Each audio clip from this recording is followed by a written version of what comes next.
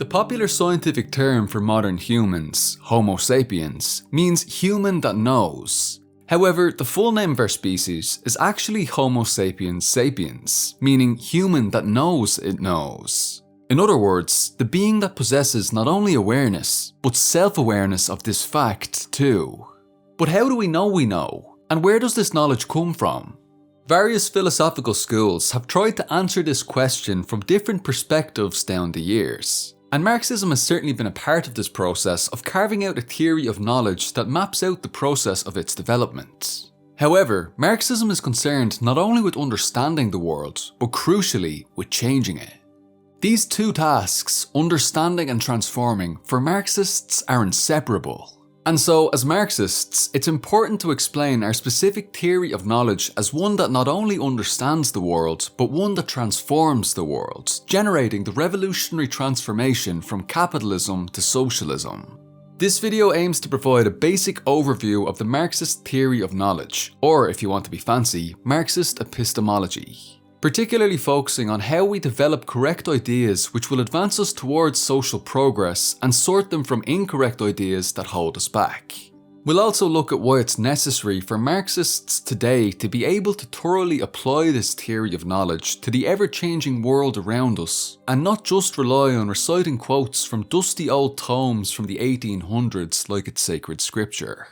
But first, speaking of Marxism for the modern day, this video has been made possible by leftwingbooks.net, a radical left-wing distributor based in Montreal where you can find Kurzplebedev's publications as well as numerous other texts relating to anti-capitalism, anti-colonialism, women's liberation and other general left-wing matters. They stock numerous fantastic texts for both beginners and more advanced learners alike.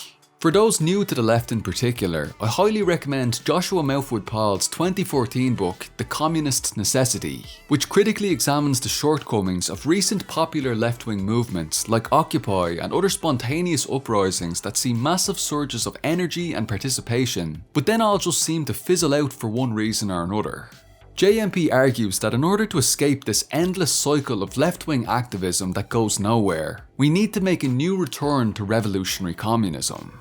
There are also other texts on leftwingbooks.net which have deeply challenged the ways I personally had previously understood the world and forced me to reevaluate aspects of my political positions, such as JMP's 2016 Continuity and Rupture, Philosophy in the Maoist Terrain.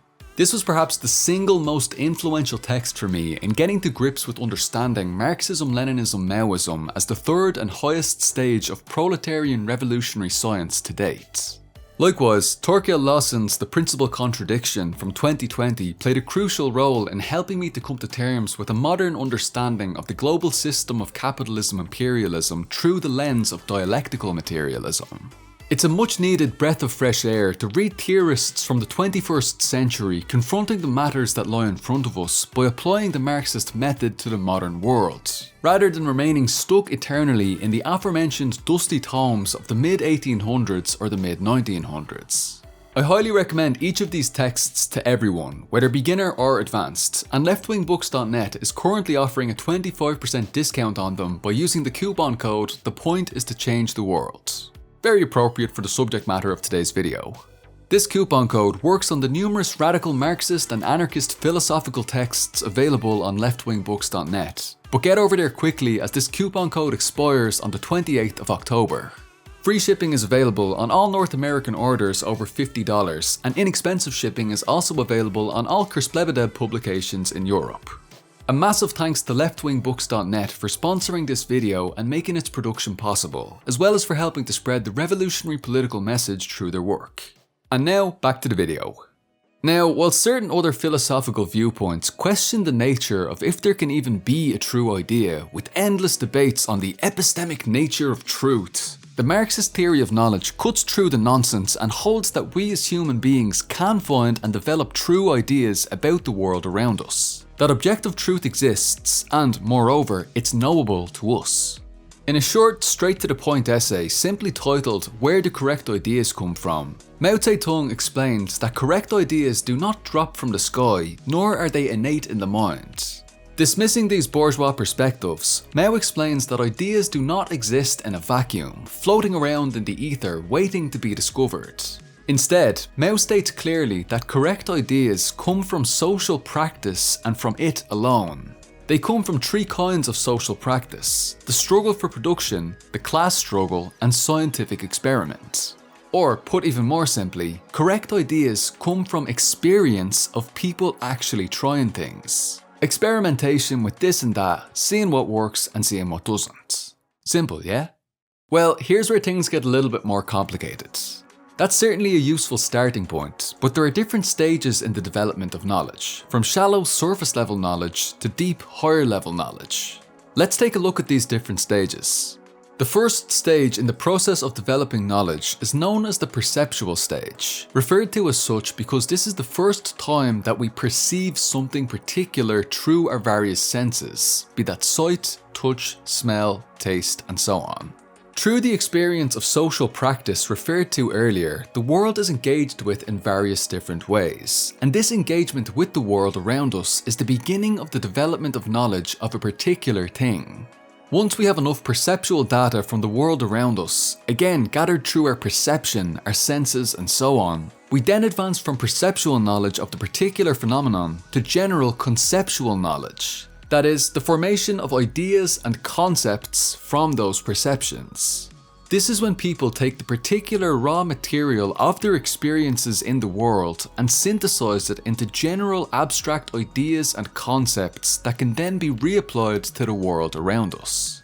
We move from the particular perceptual knowledge to the general conceptual knowledge and then return to particular phenomena to test out and verify the ideas of our conceptual knowledge through further social practice.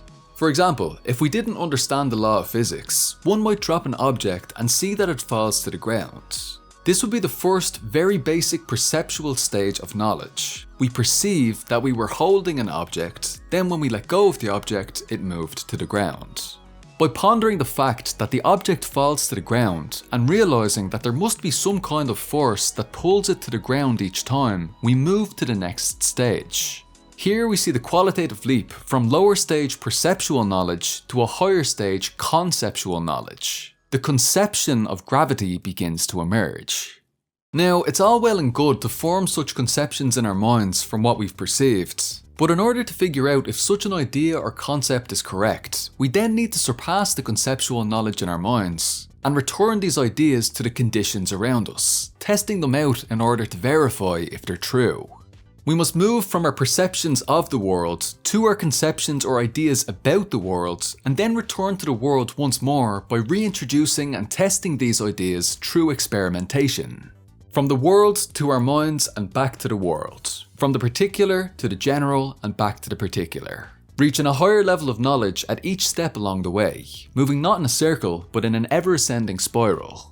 For example, returning to the idea of physics and gravity, we could see if our conceptual knowledge of gravity is correct by testing it out in different scenarios. We might create a machine that relies on our concept of gravity to function.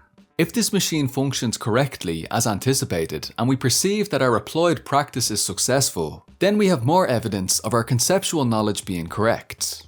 If the machine doesn't function as expected, then this new higher level perceptual knowledge of gravity still allows us to move to a higher level of conceptual knowledge, as our previously incorrect ideas are updated and refined to more accurately reflect truth, from which point we can conduct further and further experiments. As they say, failure is the mother of success. To reiterate the Marxist theory of knowledge in the terms of the underlying philosophy of dialectical materialism, as materialists, our knowledge begins with the perceptual stage, the stage at which we perceive phenomena in the material world through our senses, the level of the particular. As dialecticians, that knowledge is then synthesized through conceptualization to the logical, rational, conceptual stage, the level of the general. This is conceptual knowledge that then must be applied once again via social practice to be verified at the level of the particular so as to draw even higher level conclusions about the general. And on over and over again in an iterative process from lower to higher levels of knowledge from the shallow to the deep. Now, all knowledge ultimately comes from experience, whether that's one's own direct, first-hand experience or indirect experience learned elsewhere, that is, the experience of others. This distinction is important to keep in mind. We don't each need to individually rediscover fire. With widespread access to information through things like the internet these days, especially with websites like Marxists.org, we have a seemingly never-ending source of wealth of experience of others who've engaged in real-world practice to draw from. As scientific socialists, we're tasked with learning from the experience of proletarian revolutionary practice from the past and the present. From the Paris Commune through the Bolshevik and Chinese revolutions, right up to the revolutionary struggles being waged in places like India and the Philippines today, from which high-level conceptual knowledge has been developed, and from here we need to verify and further develop this knowledge through our own revolutionary practice. We need to make sure we understand what worked and what didn't work. And that way we can proceed from where those engaged in practice before us left off, rather than just starting again from scratch. Indeed, this is an absolute necessity as we've got over 150 years of proletarian revolutionary experience in the Marxist-Leninist-Maoist canon to study and learn from, and we can't doom ourselves to repeating the same mistakes of the past over and over again. Now, it's crucial that we learn this theory of knowledge in order to apply it to our practice and develop our knowledge to a higher level, beyond even that which was possible by the major Marxist theoreticians and practitioners of history. Unfortunately, and I've certainly been guilty of this myself at various times, many Marxists spend hours upon hours arguing with each other through nothing more than dogmatically parroting off what their favourite Marxist theorist wrote on this or that matter. Marx said this, or Lenin said that. And yet, we rarely critically subject these statements themselves to the Marxist theory of knowledge, as though knowledge simply stopped and hasn't progressed beyond what people wrote in the middle of the 1800s or even the 1900s. That is, they demonstrate that they've learnt the words and the paragraphs, but crucially, they haven't learned how to apply the method itself. The method of dialectical materialism and the Marxist theory of knowledge which flows from it. Marx may have said X, and this may have been a reasonable conceptualization based on his perceptions from the practice he'd been engaged in at that place and time. But what happened when that conceptual knowledge was applied to revolutionary practice? Did it work? Did it fail? Were certain aspects of it proven correct while others incorrect? What happened when other revolutionary groups put it into practice? And from this indirect practical experience, what higher level of conceptual, rational, logical knowledge can we arrive at beyond earlier Marxist theorists and practitioners? It's crucial that Marxists don't solely rely on simply quoting Marx, Lenin or Mao to justify our views. We always have to remember that the conceptual knowledge that they themselves had was limited by their times and places in the world, which led them to what we can now clearly identify as errors. Take, for example, tendencies towards Eurocentrism in some of the analyses of Marx and Engels, an issue which has thankfully been corrected by more recent Marxists. And it's really crucial to understand Marxism as this evolving, updating and self-correcting scientific method, and not merely just the thoughts and writings of Marx and Engels themselves. The Marxist theory of knowledge as a methodology infinitely surpasses the limitations of any individual Marxist theoretician and practitioner. But the Marxist theory of knowledge, like its underlying philosophy of dialectical materialism, must be applied rather than just parroted off in order to surpass these limitations and to advance the theoretical scope of Marxism. There are many areas where Marxism is severely under-theorized, and so it remains the task of Marxists today to creatively apply the Marxist theory of knowledge in order to develop higher-level concepts and analyses that can build up the collective knowledge of the Marxist movement. As much as we might like to, we can't just quote Lenin for the correct position on LGBT+ emancipation, nor Marx on the correct position for how socialists should utilise social media in our activism. At least not on either of these matters explicitly. So it falls to us today, as Marxists of the 21st century, to use the tools we've been handed down to do the hard work of applying Marxist analysis to contemporary issues of the day. To continually practice, fail, reconceptualise and practice our ideas again and again in the arena of class struggle, to gain a better understanding of our conditions and how to overcome them. And ultimately, to bring about socialist society. Now that's a lot more difficult than simply just parroting off our favourite Mao quotes, but that's the task that lies before us. Nobody said liberation was gonna come easy. Now, as with all Socialism 101 style videos, this is only an introduction that should be treated as a supplement, not a substitute. You do ultimately need to go study the theory for yourselves in order to deepen your understanding of this subject, preferably as part of an organisation or some other kind of collective reading group setting, and then, crucially, to verify it in practice. Now, this video purposefully avoided getting too deep into the various schools of philosophy so as not to scare off any potential newcomers. But speaking of philosophy for the slightly more advanced viewers, Marxist epistemology can't be understood purely as a rationalist process which happens solely in people's brains by reason and rationality alone in a vacuum. Nor is it a purely empirical process that doesn't move past our sensorial experiences. Knowledge from the Marxist perspective is a process of not only just human reason, but it dialectically relates to our sensory experiences, incorporating the correct, materially grounded elements that exist in both rationalism and empiricism, while discarding with the idealist and metaphysical elements.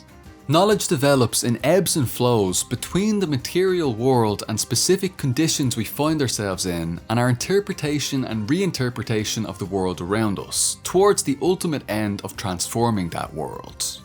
As Mao summarises, discover the truth through practice, and again through practice verify and develop the truth. Start from perceptual knowledge and actively develop it into rational or conceptual knowledge. Then start from rational knowledge and actively guide revolutionary practice to change both the subjective and the objective world. Practice, knowledge, again practice, again knowledge. This form repeats itself in endless cycles, and with each cycle the content of practice and knowledge rises to a higher level.